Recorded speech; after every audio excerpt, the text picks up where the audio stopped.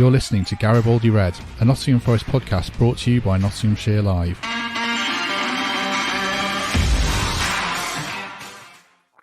Hello, welcome to Garibaldi Red as we look ahead to the first game in what could be a defining week for Nottingham Forest. They host Wolves on Saturday before taking on Leeds and Aston Villa in games that could effectively decide their Premier League future. Joining me to discuss all that and some late breaking injury news, which is largely not good. First of all is Michael Temple. Temps, morning, are you well? Morning, Matt. Yeah, I'm good, thank you, mate. Good. And joining us as well is Greg Mitchell. Greg, how are you doing? Yeah, great. Finally back from one of those weird weekends of no genuine football, so glad it's here again. Yes, well, there's a lot to get through, a lot to talk about. I'll start with the injury news. Steve Cooper's just in his press conference not long before we record this, so he has noted that Chris Wood's out for the season, and Awoniyi, Scarpa and Ayew and Brennan Johnson are all doubts or being assessed. I haven't seen the exact wording for the next game and the next few weeks. So we'll discuss that, and we'll discuss the team news and how we're seeing the game. Temps, just general reflection on that injury news. And I should say that Taiwo, Awoniyi and Cheick Kouyaté are back in full training as well. So it could play. So it is a mixed bag. How are you feeling about it? Yeah, a lot to digest there. I think Wood would have had some minutes this week, and there would have been times in these games where we'd need his style. The one that concerns me is obviously Brennan Johnson. Pleased that Kouyaté and Taiwo are back. I think they're unlikely starters, but they'll clearly be introduced on the bench because they're in my best 11 when they prove that match fitness. We'll get into the team selection, but we do have cover for the other boys that might miss. But yeah, the big one for me is pray for Brennan. Yeah, I guess that's the same for you, Greg. I mean, realistically, Ayew, Wood, Scarpa might not have started. Aurier would and might do. Cooper hasn't definitely said he's out, but Brennan's the big one, isn't he? Yeah, Brennan will be fine. I mean, it's one of these Cooper things, isn't it? Probably half of them will be okay. You just never know with him and the way that they suddenly recover. But the big ones for me is Cheick and Taiwo. And I know we say, they're probably not going to start. One of them may well have to if some of these injuries are as bad as they seem. So, 2 weeks of full training. You got Niakate back now. He's had a really good international break. So, yeah, the injuries look bad. There's another new little list, but let's not forget about who's coming back because they can really make the difference. Let's have a look at the table then. I think every Forest fan probably knows this off by heart now, including the goal difference and everything, but just to illustrate how tight it is. And if people are listening, not watching this, obviously Forest are 2 points above the relegation zone with 11 to play. Wolves have got one more point than them, and they've played one game more. If you look at the form, I mean, there's no team in any sort of form there apart from Everton have put together a 3-game unbeaten run, 2 draws, one of those being against us, obviously, and a win. Bournemouth and Leeds have won 2 out of the last 5, and then you've got Forest and Leicester in the most wretched form with 2 points and 1 point each in those last 5 games. So basically, we all know there's all to play for. Lots of teams are certainly in the mire, which leads us into this weekend. I mean, Greg, is it must win or is it must not lose with some tough games coming up? How are you feeling about it? It's a definite can win. I've got some Wolves mates and they're not happy about it. They're not looking forward to it. I think this is the biggest opportunity in a long while for us. We've had a bit of a wretched time before the international break, but we're back for this mini end of season, little sprint now, and you've got to forget about what's happened before. Go with fresh start, got some fresh legs coming back, and it's a massive game. And it's a game that the fans are going to believe that we can win in as well. We keep going to these away games now where you start thinking, we've lost before we've even entered the turnstiles, where at home there's still that belief, and especially at home against a team that are on the knees a bit as well. So yeah, I can't wait for it. It's the perfect one to come back for. Temps, I'm going to show a rather miserable graphic before I come to you that puts an emphasis on how important this game is. I saw this just before we started. It's by a data company called Grace Note, and I know Opta have done one as well, which had Forest on a 46% chance of getting relegated. So it's chance of relegation from the Premier League, and I think this would be based on data around fixture run-ins, Southampton and Bournemouth favourites go down, and then they have Forest as the third team to go down with a 46% chance of relegation, with Everton on 37, Leeds 25, Wolves 20, and then it goes up from there. I mean, it's based on the fixtures, isn't it? Forest have still got to play Man U, Chelsea and Arsenal. I know Everton have got a tough run in, as have Leeds and Wolves, which puts extra emphasis on this game, I guess, Tam. So the same question to you as I put to Greg. Is it must win, do you think? Well, how does that table look if we beat Wolves? It changes quite markedly, doesn't it? And that's why it's such an important game, because we're going to trip up a rival when we do it. I'm not concerned about the league position at this point. I am concerned about the relative form, because we'd eased ourselves away from that pack when we beat Leeds and Southampton. It demonstrated what can happen when you put those back-to-back wins together.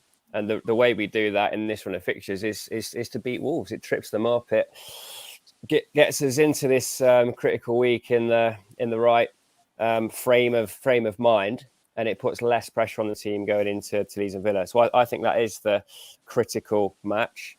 The key thing that I'm clinging on to there is 46% chance, so that the bookies still don't think we're odds on to go down, or at least the statisticians still don't think we're odds on to go down. But you don't play football in a spreadsheet, and we just need to turn up on Saturday and do the business. So I'm concerned more than I was, for sure. I think the Chris Wood news is a blow. I know he's had a bit of a hot and cold start, but he does offer us something different. That said, we've got incredible choices to make now in central midfield, which is the area where we need to get a platform if we're going to get anything out of these games. So ignore the stats, ignore the bookies, overcome Wolves first and foremost, and then just see what that table looks like at that point. Heat pressure on another team, and then crack on with the rest of the week, because it is a must not lose for me, because of the amount of pressure that will transfer to the players, to Steve Cooper, going into two tricky away games. So, yeah, for good reason, there's huge focus on Saturday afternoon. Have you looked at the away games yet, Greg, and thought about them, Leeds and Villa? I mean, our away form is so wretched, but do you think maybe this could be defining, I guess is the word, defining week? Like, if we can get, what shall we say, 5 points from it, maybe even 4 points would put us in the right direction, do you think? Yeah, and it's about damaging the other people around us, isn't it? The big ones are Leeds, and then that potential horrendous stay down at Palace. You know, Palace only having a 10%, that's balmy for me, because I don't think they're going to get the new manager bounce with him. I just don't think he's the guy he was. And I don't know. I just don't want it to go to Palace. I want Palace to be a nice day out. But just get points against the teams around us. Keep them below us. Like I say, it's the start of a new mini-season. We've already got a 2-point head start, and a couple of teams below us. Keep them there. We're fine. So as we've done the last few weeks on these, I spoke to a colleague who covers the opposition, in this case, Alex Stickin, who I work with, who he's covered Wolves for like 5 years. He moved on to another job last week, but he is well-versed in where they're at. So first I'm going to play a clip with Alex with the same question I asked these guys about how he thinks Wolves will be viewing this game in terms of must-win or not. So here we go, and then we'll catch one inside. I've got another clip to play with Alex after that. I'd probably say must not lose, but given a couple of Wolves results against their relegation rivals in recent weeks, they lost to Bournemouth and Leeds, both in home games. I think fans are probably looking at this one, third time lucky. They've got to beat a team in front of them, around them, to really pull away from the relegation zone, because they've had chances. I think to counter those two defeats, those big defeats at home, they did also beat Liverpool and Tottenham at home. But I think most Wolves fans would probably give those two victories back for 2 wins against their relegation rivals, because that's why Wolves are still so close to some of these teams. The Leeds were 19th going into the game before the international break. 1 win put them a point and a place behind Wolves. So it's a massive game, and it's been magnified from Wolves' perspective because they had a really bad March. Second clip, I'll just go straight into it with Alex, is about how Wolves are seeing the relegation battle. Obviously, I think Forest fans appreciate that we're right in the mire. Like Greg, I've got some Wolves friends who probably until after that Leeds game didn't think they were and thought they'd be all right, and probably still do, but they might think differently if they lose this one on Saturday. So I put to Alex about how Wolves are viewing the relegation battle in general. Yeah, I think because I think a lot of them are frustrated they're still in this battle, and they most of them do still think they're in a battle. To be fair, because they're only 4 points above bottom of the league, but they've had chances to get comfortably away from this position. They're still there. Nobody thought that would have been possible. To be fair, given that Wolves started after the World Cup break bottom of the Premier League, a little bit adrift. But such has been the impact of Jean Lopetegui that they've been able to claw back the teams above them and pull away from some of them. But the two defeats that I mentioned before against Bournemouth and Leeds are huge. If they'd have won one of those games, they'd be on 30 points by now and almost out of this situation. So I think the majority of Wolves fans are still clinging on to the quality of their squad. They've got some top players there. Matheus Nunes, Ruben Neves. The signings that came in January, particularly Craig Dawson and Mario Lemina, have been huge. Adama Traore is having an impact. They've got some really, really big players there. And, it'd be a massive shock. Probably one of the biggest shocks, I think, in Premier League history if a squad of the quality of Wolves went down. But, I think the problem is, and I think a lot of Wolves fans have seen this, is that there's going to be quite a big club with big players go down this year because of some of that you wouldn't expect because of some of the teams down there, like Everton, Leicester, even Palace. Palace were challenging for Europe at the start of the season, and now they've really slipped off and they're in big trouble and have changed manager. So that's the concern. But on the face of it, Wolves squad should be too good to go down. I should have brushed my hair before doing that video. It looked terrible. I mean, I haven't brushed it today. What am I saying? But I thought I'd probably crop Alex and just have him on the screen, but his video is behind, so you had to look at me as well. It was interesting there, Temps, what Alex said around. I mean, he said it'd be one of the biggest shocks in Premier League history if that Wolves squad went down. I don't know about that. I was thinking, who else would there be? And I was thinking like Middlesbrough with Janino and Ravanelli and Emerson when they had a good team. But I mean, he makes a fair point in that Wolves have got very good players like Nunes, Neves, Moutinho. Their midfield is very strong, isn't it? They are a good side. Got some good players, but best team to relegate in Premiership history. Too good to go down. I mean, do me a favour. I'm not sure about that. The table would look different if there'd have been justice in the game that we played against them at Molineux, which still scars us a little bit. So I think he's right to point out that their recent form has been better, and they had a bit of a torrid time before the World Cup. But yeah, I don't quite buy into that. I think that we can be more than a match for Wolves. And yeah, I think he's probably got a bit of a false confidence in the manner that we had when we found ourselves sat in 13th place in the table, because despite that relative league position, the difference between the bottom 8 is a piece of paper. I'm not convinced that Wolves are coming into this one quite as confident as he makes out. I know Nunes is back, but they've got a couple of injury concerns of their own. And yeah, I'm equally confident that we can be a match for Wolves, as he is that Wolves can be a match for us. I think his opinion of his side there. I suppose we've already been a good match for Wolves this season, particularly at home, Greg. That cup game was a really memorable one, that Carabao Cup side. The away game, I don't think Forest played particularly well and probably should have got something. So it feels like it's going to be a close one either way, do you think? Yeah, I wouldn't say it's been 2 good games, but it's certainly been 2 evenly matched games. That away one was a sickener when we walked out. I mean, missing that penalty, and neither team was good, but I thought we certainly matched them and some. So yeah, that last line he said about too good to go down, I was waiting for him to say it. You could see him building up to it. And I like that, I like that they think like that, because there's always a team that's too good to go down. We should know that from back in the day. Yeah, that's given me a little bit more of a kick to hope we get something, to be honest, and we certainly can do. One point, we'll come to our Forest team in a minute. No one's too good to go down, obviously, but I'm going to put the table back up. And he is right. I mean, there's going to be a team, whoever goes down, that 17th place team, if Southampton and Bournemouth probably do go, as I think they probably will, whoever finishes 17th, that's going to be a big club that goes down, isn't it, Temps? Well, you've seen the neutral view that's forming from your previous graphic. Those that haven't seen Forest as much as we have probably do consider us the most likely of that group to join Bournemouth and Southampton. But all the statistics and all the opinion, having watched them, suggests that West Ham perhaps are the only team down there that can feasibly claim to be too good to go down when they've got Declan Rice playing central midfield. There's no way a team anchored by him should be down there. So if I was just being neutral for a second and taking my Forest tinted specs off, I probably would back West Ham to ease themselves out of trouble. But that aside, from Palace down, it's anybody's game, and one positive result can change a lot. I just hope that first positive result for us is Wolves.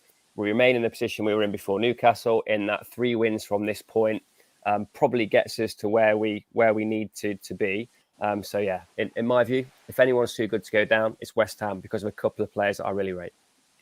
I'd probably add Leicester to the list as well. I agree about West Ham. I think if James Maddison's fit, I think Leicester have probably got enough about them. They've also got quite an easy run. I know they've got Palace, Villa, Bournemouth, Man City. I've been playing my FPL team, and Everton to come up. So Maddison can't carry them though, Kenny. Maddison cannot carry that team.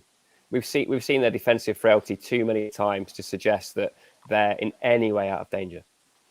And they've changed goalie as well, which is always an admission that things aren't right. They put Daniel Everson in goal. So, yeah, that's a fair point.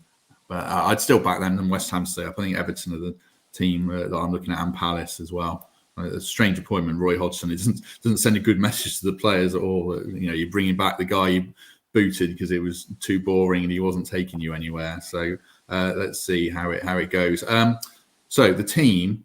This is a hastily rearranged graphic. I've added Nico Williams to it based on the team use. Although, like I say, I don't think Aurier was definitively ruled out. But this is a possible team based around what Temps dropped in our WhatsApp group. Is this your predicted team, or the team you want to see, Temps? This is my predicted team, and I was sat on the fence when we spoke about it, wasn't I? Because I thought he might deploy Wood to give us that presence in the final third. But looking at all personnel available, looking at the relatively conservative view that Cooper historically has about reintroducing players, I'm making a case for Freuler coming back in, having sat one out, because he had a real good international break. And I think his presence with Yates allows us to put Shelvey into the position where we think he can thrive. I've seen a lot of discussion around this point. We've spoken a lot about it, but getting the best out of John Joe Shelvey whilst relieving him from some of his defensive duties, where he's been proven, in my eyes, from the games I've seen, to be a little bit frail, could be a positive step for us. We have to keep Emmanuel Dennis in the side for me, because Gibbs White needs to occupy a central position in that false 9. I think he's wasted on the left. He has an incredible link up with Brennan Johnson, and this midfield and front 3 for me is the perfect balance between defensive organisation and the ability to spring them on the break. And there is some goal scoring quality, some finishing prowess in Brennan and Emmanuel Dennis. There are a long list of players who could credibly make a case to come into this. I'm thinking of people like Chet Koyate. I'm thinking of Worrell potentially, but I think Niakate and Felipe will get the backing from Steve Cooper to continue that partnership at centre half. So yeah, this is my prediction of what I think Cooper will do, and I can see the logic in it if it brings the best out of John Joe Shelvey. So I'll read the team out for those who are listening and not watching. This is the predicted team, and like we said earlier, I'll just reiterate the team use. Wood is out, Awoniyi and Kouyate are back in training, and there's doubts around Aurier, Ayew, Johnson and Scarpa. So we've got Navas in goal, Williams right back, Felipe, Niakate, Lodi make up a back 4, Freuler, Yates, Shelvey in midfield, Gibbs White as a false 9 with Johnson and Dennis as wide forwards. So we'll go through a few names there. And of players that could come in, players under pressure, and the potential formation change. Ask us about as well. Nico Williams, Greg, is sort of been in the spotlight around his defensive frailties. We know he's good going forward. He was signed as a wing back, not a right back, really. So if he does play right back. Would you be worried about him, or does it even merit a formation change to have him as a right wing back, do you think? Yeah, and I think at home especially, because we are going to be slightly more attacking, so he will be better suited for the home games. So yeah, I mean, Gibbs White is going to get beaten and bruised all over. They do not like him at all, do they? And there's so many, bad blood from the last game that he is going to be the focus for them. So getting Nico along the line and opening it up a bit, it really could be a good move. And again, it's the lack of options, isn't it? I mean, if Aurier's injured, I'm not sure where Toff is at the minute, but with the lack of options, Nico's probably going to be in, and he possibly could have a very good game. It's just one of those things. We know he's got it in him. Let's hope we're not defending too much and it is an attacking game for us and we'll be okay. Yeah, I think Nico is a right back at Leeds, at Villa, who, especially Leeds, they play with wide forwards like Nonto and Somerville and players like that. That would worry me more. I think you're either back lad or Temps. Do you go back to that back three and take a man out of midfield, that would worry me personally against that Wolves midfield? What do you think? No, we won't go to back three. I don't think we'll abandon our formation because of that slightly more attacking mindset of Nico Williams. He has to play to that system. We're not going to accommodate Nico Williams in a system. He has to be briefed. Defend first. You're not there to overlap Brennan Johnson. We need to earn a platform in the game, and that requires you to be a slightly more conservative right back. But the most important thing for me is that platform in midfield. We were so frustrated in the first half against Newcastle with our lack of ability to retain possession, picking the wrong option in possession, and John Joe Shelvey compromising that shape with how deep he found himself coming to collect the ball from the back four. So that's the key to me, is that blend, that understanding between Freuler, Yates and Shelvey. And look, I might be wrong there. I might be surprised. Mangala has been starting for Belgium. Koyate could be a surprise selection and do a similar job to Yatesy, potentially at Freuler's expense. But that's the optimum combination for me. And I hope it will give us the platform to retain the ball, because that was our single biggest failing in the first half against Newcastle and allowed them to get that foothold in the game. I think that front three picks itself. There will be some concern about Nico. There will be a reinstatement of Aurier if he does prove his fitness before Saturday. And I'm backing Nico to take on that brief and play as a fullback in a four, rather than abandoning his post and causing us problems down that side. Yeah, he's got to do a defensive job, hasn't he? That's where he's fallen short this season. It's not so much going the other way. Should say congratulations to Renan Lodi, who became a dad this week, and Scarpa as well. Those Brazilian boys were busy 9 months ago. Right, the other player I wanted to talk about. So we mentioned Shelvey, and my big gripe has always been midfield. I'm just increasingly of the opinion that Shelvey needs to come out of the side for this one. Not necessarily, I'll put the team up again. Not saying John Joe Shelvey's a bad player. I think he is a good player, but Forest's best form and best results were when that midfield was a bit nastier, a bit more functional, a bit more workmanlike. And Wolves are so good on the ball. I think you need to hassle and harry them. And Temps mentioned Mangala. He's coming off the back of a really good week with Belgium, starting against Germany in a win. I think he came off the bench in another win, a comfortable win against Turkey. So I would switch Shelvey for Mangala personally, and have Freuler, Yates, Mangala. Kouyate is another good option if he's deemed fit as well. And Danilo as well has proved he's good on the ball. I mean, there are loads of options in midfield, but Cooper has really struggled, and the players as well, it's on them as well, to find the balance since January and get back to that effective unit that was working so well either side of the World Cup. What do you think, Greg, about Shelvey in that midfield? Have you got strong opinions on it? Yeah, we're certainly going to need some strength in there, aren't we, just to protect what's around it. But, if Kayat has been in full training for 2 weeks, then he's going to be in the thought process, surely, because they're not going to be able to get many minutes, are they, without playing? So, reading off all those names, it makes you realise that as much as I like the look of that team, it's certainly not set in stone, is it? You say your Mangala's check maybe, and he can cover in central defence as well if needed. So there is going to be the options there. Danilo, I don't know. It's a tough one, isn't it? I mean, I wish he had more time to show what he could do, but this is just too big, too an important game to risk someone like him for me. So a Mangala starting would be fine. A check if he's fit. If he is 100% fit and match fit, I'd probably put him in as my first choice because he was playing very well.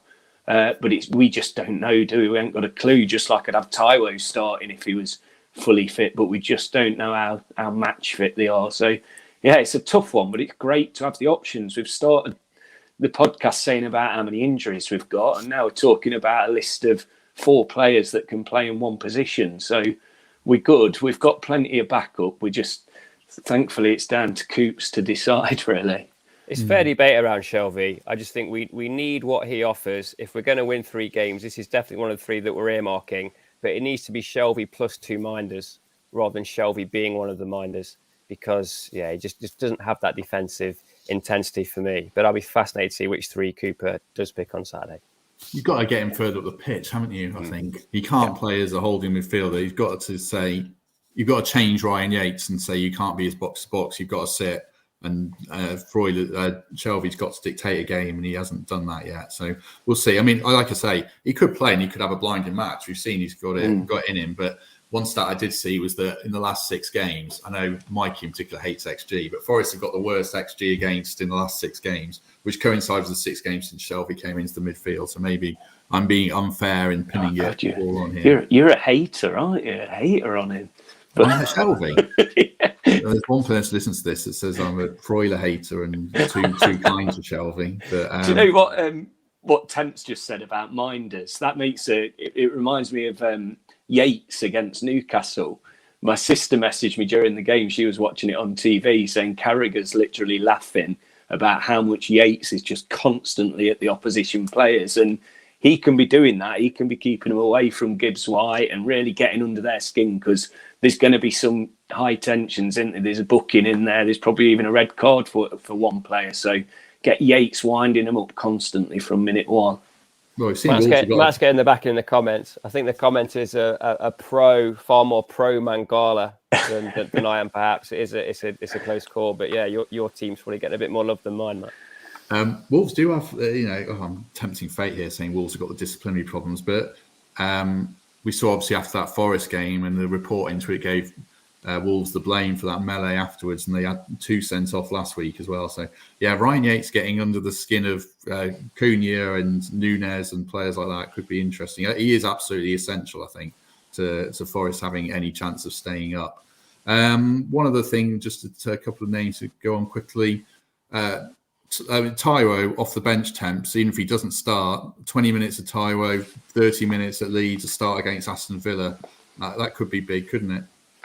Yeah, so Taiwo for me is that combination of physical presence, can compete for goal kicks, can compete for lofted balls, but also offers that little bit more on the deck and can get himself into a game more than perhaps Chris Wood can. I question whether we'd have pursued Chris Wood and dropped as much dollar as we have if he hadn't have had that injury. So Taiwo probably remains plan A when he's fully fit. I'd love to get him in and around the side as soon as possible, and I really hope he gets some minutes at the weekend because he scores goals, right? He's had a couple of Fox in the box goals himself.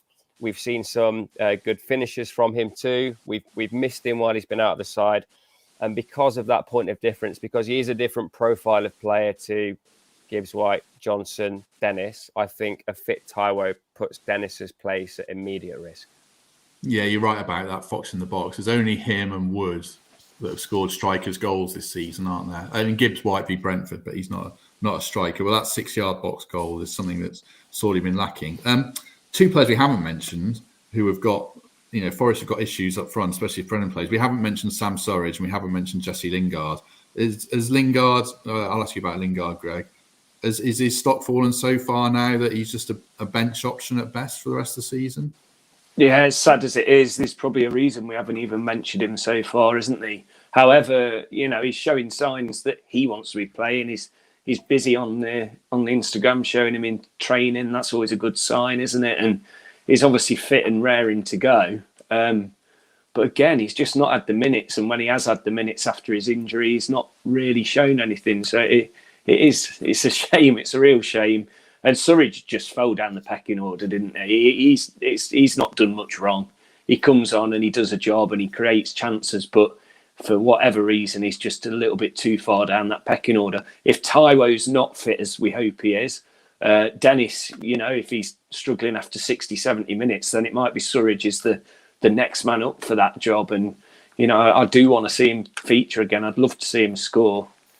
Just put a good comment up from Rob here. This is quite interesting. I think he's right about this, about Tyro's work rate, as he did free up space for Gibbs White, and maybe that is a factor in Morgan's fall from form. But he's coming off a good week as well, with the under-21s captaining the side, scoring a goal even in defeat. A lot of the players who had international games are actually bringing some decent momentum back with them. The players who've forgotten what it's like to win in club shirts, so hopefully they can turn that round this weekend.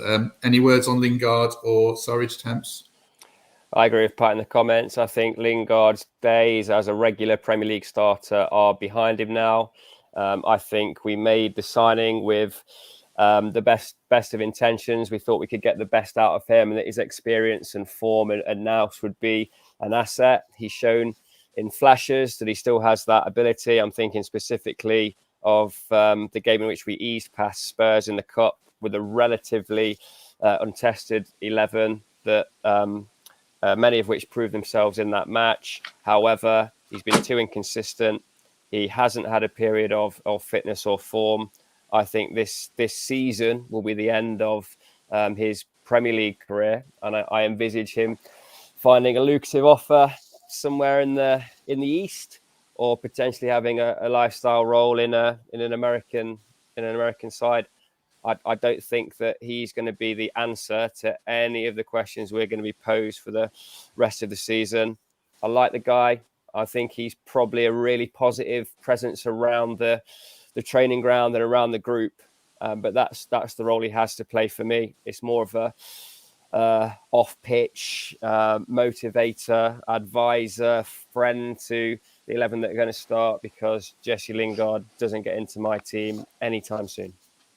One thing you would say about him, and I agree, if he doesn't show any kind of form, I think he's probably done as a Premier League player and he's Cristiano Ronaldo's teammate next season or something like that. But because Forest don't have, apart from Brennan, a nail goal scorer, if he comes off the bench, Jesse, if he comes off the bench against Wolves and scores the winner, then suddenly he is back in the picture and he is making a case. But the sad fact is he just hasn't done enough when he has played, and he was really poor against Spurs. So it's great that he's motivated and it's great that he's a team player, but next time he gets an opportunity, he's going to have to show something, because the clock, if he's a cat, he used up 8.5, his 9 lives, probably, unfortunately. Right, I think we've covered all the ground there. Any other business, Greg? Any plugs you want to do? Any bands you want to solicit to play in your house? Your God, here we go. We're becoming the Music and Film Review podcast now. Come on, lads. Yeah, how long we got? We've got half an hour. No, the Chase are playing still in May. Favourite Nottingham band at Metronome. There's still a few tickets left for that. What else? Oh, my friend Sam, Stand Against MND.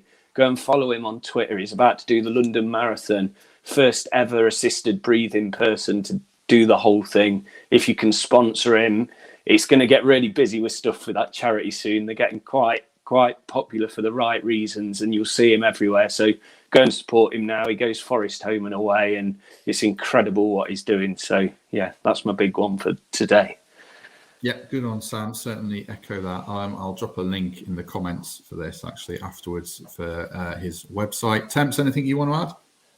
Yeah, I'll double down on Sam, actually. Brilliant fella. I've got to know him a bit through the cricket, and we've got quite a few mutual friends. Seen him at Forest a few times. But that guy's an inspiration. I just think his mindset in difficult circumstances to want to raise the profile of a horrific disease and make money to fund research into it is incredible. His outlook's incredible. He gets a few phone calls from people inside Forest as well, which I won't mention who, but it's really heartwarming that people within the club do things like that without any desire to have it, profiled or spoken about. I just think it's, he's just a brilliant fella, brilliant cause. And I know Greg dedicates a lot of time to it. So yeah, just echo what Greg said there.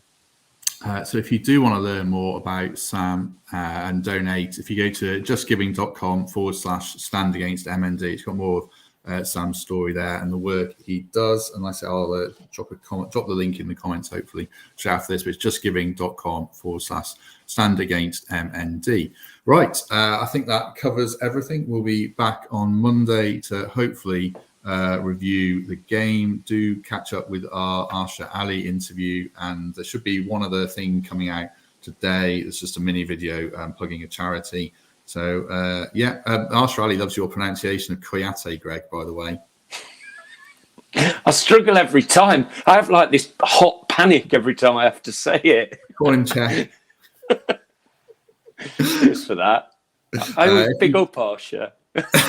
He's a lovely guy. I really enjoy that. He is. He's one of the good ones. He definitely loves Forest. How did he get addicted to Forest watching us lose 8-1 to Man United? That would have scarred me for life. I've never been back. Do you know one thing as well? He's helped Forza a lot in the past, Arsha has. He really gets behind us, and whether it's speaking or he's even like put his hand in his pocket, which I'm sure he won't thank me for saying, but he's a really good guy and a massive Forest fan. So if you haven't watched it, go and watch it. Yeah, check it out. Emma in the comments is asking, is your on-air sign broke, Greg?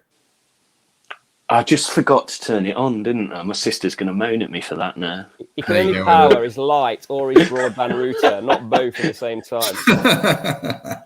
Right, we should go. I've got proper works to do. Day job work. This is proper work. Day job works to do. So, if you like this, do give us a good review, subscribe, etc., etc. Spread the word. Temps, thank you very much. Cheers, boys. See you soon. See you Saturday. See you Saturday, hopefully. Yeah, we're all there. Greg, thank you very much. Yeah, see you Saturday. The rare occasion. Try to enjoy the weekend, everyone, and we'll catch you Monday, hopefully talking about a win.